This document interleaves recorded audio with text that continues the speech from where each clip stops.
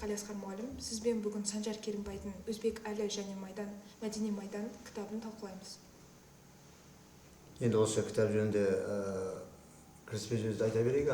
Құрметті бізді көрермен оқырмандарымыз бар шығар. Бұл Санжар Керімбай деген азамат негізі қазақи руханиятты керемет мен сыйлайтын адамдардың біреу деп ойлаймын.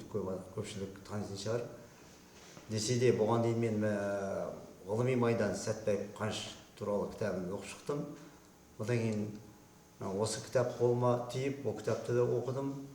Енді бірден мен оқыдым десе де болады. Бұл кітаптың кез келген ұлтқа жанашитын, ұлт деп жүрек соққан адамның көкейіне керемет от салатын, керемет рух сыйлайтын кітап деп ойлаймын. Ал енді сұрақтарға келісетін болсақ, кітаптың негізгі идеясы мен тақырыбы қандай? Енді кітаптың атында тұрғанда өзбек әлі және рухани мәдени майдан деп тұр ғой. Біз мәдениет, одан бұрын мәдениет деген сөзге тоқталайық. Мәдениет деген, енді негізі арабтың сөзі дейді, ол маданият. Мәдениетке бәрі жатады. Біздің тіліміз, әдебиетіміз, тарихымыз, этнографиямыз, тұрмыс тіршілігіміз, бір-бірімізге қарым-қатынасымыз, тіпті басы, қосшы жүрген адамдардың бәрі осы мәдениетке байланбаса, ол ондай елде, ондай мемлекетте енді мықты тұрақтылық, мықты болашақ болады деп айта алмаймыз. Себебі мәдени майдан, өзбек әлі жасаған мәдени майданның сонау 60-70 жылдары, сіздер білесіздер, 37-38, оның алдында 28-29-30 жылдары қазақтың зиялылары, ұлт қаймақтары бәрі атылды. Одан кейін қазақтың рухы жаншылды. Ал 60 соғыс аяқталғаннан кейін 45 жылдары ғылымды, өнерді көтерген Сәтбаев сияқты, Мұхтар Әуезов сияқты ұлт көшбасшылары болса, олардың жалғасы ретінде осы өзбек әлі Жәнібеков осындай ұлы майданға шықты, мәдени майданға. Ол мәдениетті адам, мәдениетті ел болашақ өзінің жолын, болашақ даңғылын даярлайды деп сенді. Сондықтан да осы кітапқа осы идеяны енгізіп, бізге кітап жазған Санжарға мыңда бір алғыс айтқым келеді. Автор кітап арқылы қандай маңызды мәселелерді көтереді? Енді бұл кітапта кімнің өмір жолы айтылады. Жәнібектің, өзбек әлінің өмір жолы, бұл өзі жарықтық, жетім өскен бала екен. Сол жетім өссе де, сол мойымай, өзінің рухани қайраткерлігінің арқасында, ұмтылғыштығының арқасында, зеректігінің арқасында оқып, негізі мамандығы тарихшы екен. Бірақ ол тарихтың пәнінің мұғалімі болу керек еді, ол жоқ. Сол кездегі кеңес үкіметінің басқыштық өсу бойынша комсомол деген болатын. Қазір жастар комитеті дейді, комсомолда аудандық, облыстық, кейін республикалық комсомолдың басшысы бола отырып, өнерге, оның ішінде өнер адамдарына, одан кейін мынау музей деген дүние, біздің ұлттық неміз, құндылығымыз осы музейлерде тұрды ғой. Өйткені бізде қазақ, ол кезде қазақ тарихы, Қазақстанның тарихы деген нәрсе оқытылған жоқ мектепте. Біз енді оқыдық қой өзде. Қазақ тарихын білген жоқпыз, шыны керек. Қазақтың тарихы, мәдениет туралы сабақтар мүлдем болған жоқ. Тек әйтеуір көркем әдеби шығармалардан оқып білдік. Ал бұлай өзбек әлінің ашқан жаңағы музейлері, өзбек әлінің ашқан анау фольклорлық ансамбльдер, сосын қазақтың ұлттық биі айтсақ толып жатыр.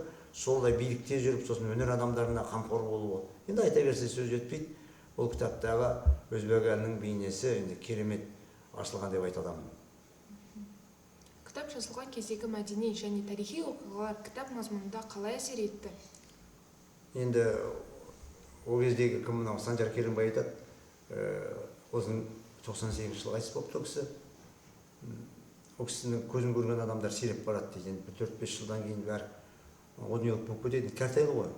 Енді бұл жерден бізден бір біраз кішкене ғана кіші жігіт. Сол анда мында оңтүстік Қазақстанға, басқа Торғай даласына, тағы да басқа жақтарға барып, сол кісілердің көзі тірісінде өзбек әлі туралы пікірлерін, көзбен көрген оқиғаларын, куәліктерін алып қалуға тырысты. Енді шынында да тарихи оқиғалар дегенде біз кеңес үкіметінің, совет үкіметі дейді ғой, кеңес үкіметінің Қазақстанды қалай да орыстандыру саясатын көреміз өзбек әлінің кезінде. Біздің Қазақстанда білесіздер, қазақша осы орталық солтүстік облыстарда 700 қазақ мектебі жабылған. 700 қазақ мектебі, 700-ден асады дейді. Сол кезде Қонаев деп нақты Қонаевтың кезінде жабылған.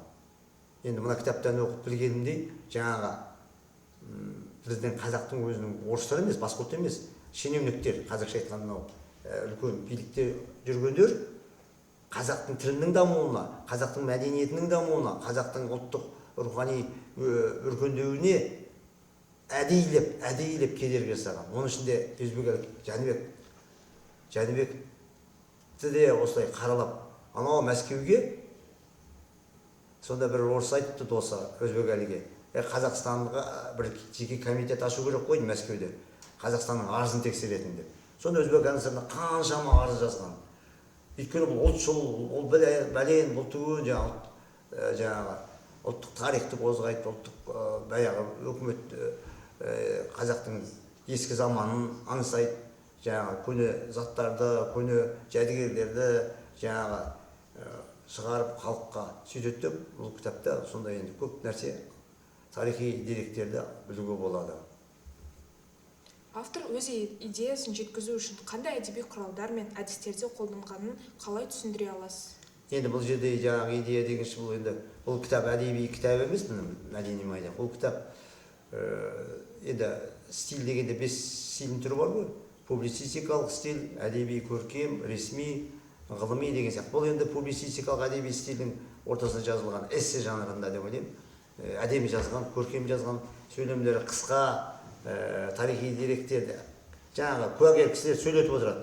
Немесе жазған кісілер жаңағы мына кісі былай айтты деп, өзінің ғана көзқарасымен мына би деген екен демейді, ана кісінің нақты сөзін келтіреді. Не кісі ол кісінің ауылынан барып жазып алған, не ол кісі кейін естелігінде жазған болуы мүмкін. Мысалы, мықты адамдардың сол куә болған кімге, өзбек әлі Жәнібектің, мысалы біз әдеби термин бойынша образды ашу дейміз ғой. Бұл жерде кімнің, өзбек әлінің образы бұның Санжардың баяндауымен емес, басқаша соған куә болған кісілердің айтуы бойынша да керемет ашыла түседі. Оқиғалармен, енді оқиғалар не істеді? Мысалы, Қожа Ахмет Яссауи кесенесін ашқанда, сонда бір әйел барады, бір мысал. Үлкен кісі енді, қазірше айтқан кепілі өзі. Соның баласы шетел институтын бітіріп келген екен, Түркістанда. Содан жұмыссыз жүреді, бір ай ма, 2 ай ма. Сол жаңағы кісі келіп, бастығы өзбек әлі дейді, ол кезде мәдениет министрінің орынбасары ғой деймін. Сонда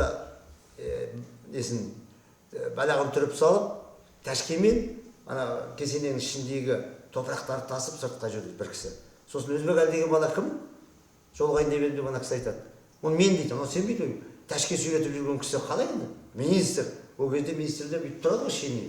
Қазір біздің директорлар істемейді жүреді. Қарап отырсаңдар. Сонда мен десе, айналайын, сенде жұмысым бар. Қандай жұмысыңыз? Менің қызым. Қазір тоқтай тұрыңыз деп, жаңағы тәшкесін төгіп, шаруасын бітіріп, маңдайын түсіртіп, сонда жаңағы айтты, қандай жұмыс? Айналайын, осындай қызым бар еді. Қолынан жібергім келмейді. Алматыда шетел институтын бітіріп келген, француз тілі ме, неміс тілі ме, ұмытып тұрмын, бір тілді бітірген, енді соны көмектес жұмысқа тұруға. Сосын келсін ертең дейді. Ертеңінде келеді, сосын жаңағы қызға жұмыс істеткізіп қояды. Жаңағы ішіндегі тазалап, неше түрлі жұмыс. Одан кейін кесте тігу үйретеді. Өзбек әлі және қай еркек қазір кесте ине ұстаймыз. Ана кісі кесте тігу үйретеді. Жаңағы енді керемет енді, осындай керемет сөзді. Кейін бұл кісі сонда жаңағы таныстыратын адам не деуші еді? Музейде. Экспедиторды ма деуші еді? сондай болып қызмет өйткені шетелден өйткені ол кісінің ойы жаңағы Қожа Ахмет Яссауи кесенесін дүние жүзіндегі жаңағы туристік адамдарды тарту үшін енді кезінде Ақсақ Темір салғызған, өкінішке қарай бір жағы аяқталмай қалған жаңағы кесененің ішінде жаңағы қыз айтады, Өзбекәлі ағаның арқасында өмір бойы қызмет істедім. Керемет шетелдің қонақтарымен, адамдармен таныстым, табыстым, дос болдым деп Өзбекәлі туралы жаңағыдай жылы сөз айтады.